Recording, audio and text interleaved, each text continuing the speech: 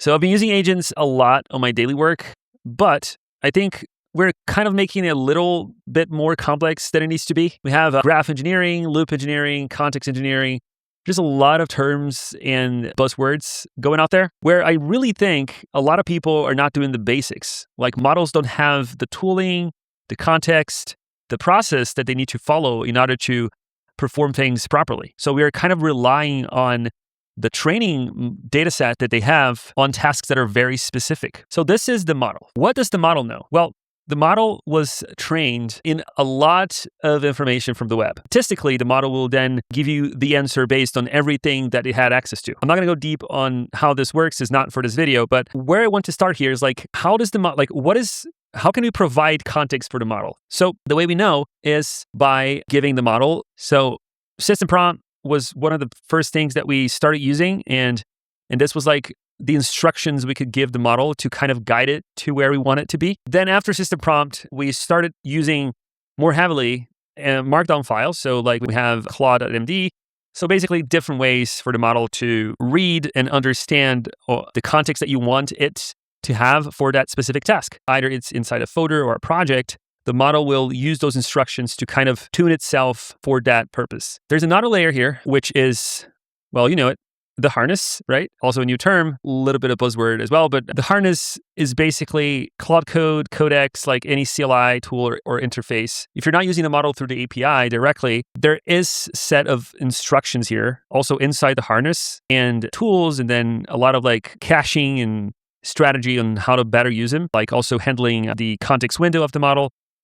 We're also not going to go deep on this here, but I just want to show you that the model needs extra context to work on specific tasks. And so we have to provide it with those instructions. So this is like before anything else, right? And there's this other concept that we were introduced not so long ago, which is kind of a markdown file as well, but we call it skills. So initially, I kind of took some time to understand the real power of skills. To be honest, I just thought it was like another AgentsMD file or ClaudeMD file, like it's just more context. But then I really started understanding what a skill was. I really wanted the model to understand the content of a video. So like our users were sending like videos of things that were not working. So I really wanted to provide that context for the model. Guess what? The model can't read a video. Not until today, at least, but it can understand images and can understand text.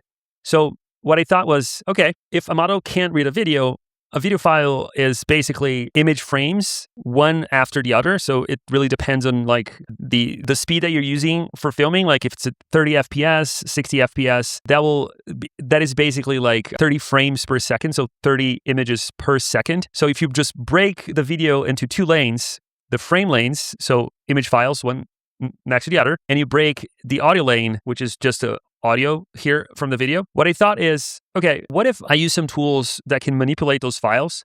So like we have a lot, like FFmpeg or FFprobe. Basically, my idea was I will take the audio lane, I will transcribe this audio into text. And I can, from the transcribed audio, I kind of know the text and the timestamp text. So where in the video, like where in the time frame is this text coming from? So I can use that information. So instead of giving the agent, let's say you have a 1 minute video that was filmed with 30 FPS, that's 1800 frames. So I can't feed that into a model. Like that's a lot of images. So my idea was I'm going to take the transcribed audio, I'm going to give it to the model and then let it decide what images it's worth reading. And then it might ask, oh, if the video doesn't have audio or have just like not much audio, in that case, we can basically have the model to take some random frames from the video, random places in the video, just to have a little bit more of context. But from the transcribed audio image, this part is worth seeing the image.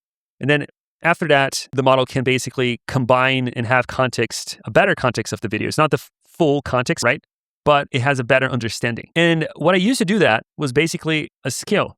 So, and this is where it clicks to me because a skill is basically a combination of tools. So FFprobe, hashing, FFmpeg with a procedure and with boundaries. So you're basically teaching the agent what tools should it use, what is the procedure, and what are the boundaries. So this is really powerful because once you understand that, it means that the way you work or the way you like things to be done. Let's say you like to write code a specific way. Of course, you can give the model generic instructions, but like just giving the model, please write concise code, like use the clean code approach. Like it's too generic. So if you create skills that kind of mimic your procedure or your process of doing things, the agent will most likely repeat that very closely to how you do it, which is also, again, really powerful. And then if you take that concept and you expand it, and this is where I think the real power is, and I don't know if everyone has really realized this, and so you have a read image skill. You can use that isolated. You don't need to use it with the read video. You have the transcribe audio skill, which basically transcribes an audio, so you can use it separately. And then you just create a read video skill that bundle README and transcribe audio together with a set of instructions.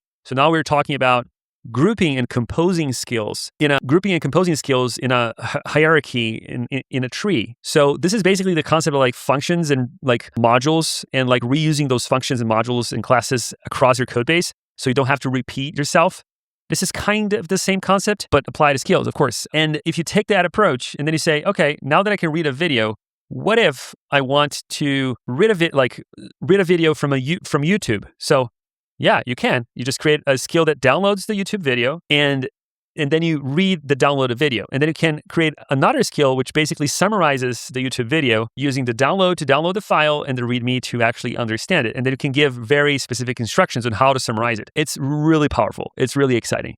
So that's why I wanted to share with you guys. It's a short video, but I just wanted to tell you like the importance of doing the basic things right. The way I think about this is forget about graph engineering, forget about loop engineering. If you don't have reliable ways that your agent can execute and can take action, you're doing it wrong. So take a step back, build your skills, basically going through the process that you do. And of course, you can use agents to do it. Like you don't have to write it from scratch. You can, as you do things manually, you just ask the agent to go with you. And then once you have the skills ready, then you can apply some graph on top of it, which is basically like having the connection using different skills and like a state machine that can be executed and repeated in sequence.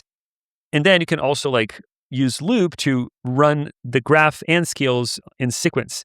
I'm not going to go deep on those two, but I just want to tell you guys that always try to go back to the basics and really do the basics right. I think this is where the value is. Of course, it's nice to experiment with graph engineering, looping, but most people, they're not really doing the basic right. So yeah, so this is what I recommend you guys to do. I'm going to add the code base with the read video, summarize YouTube video skills that I created so you guys can check it out. And see you guys next time.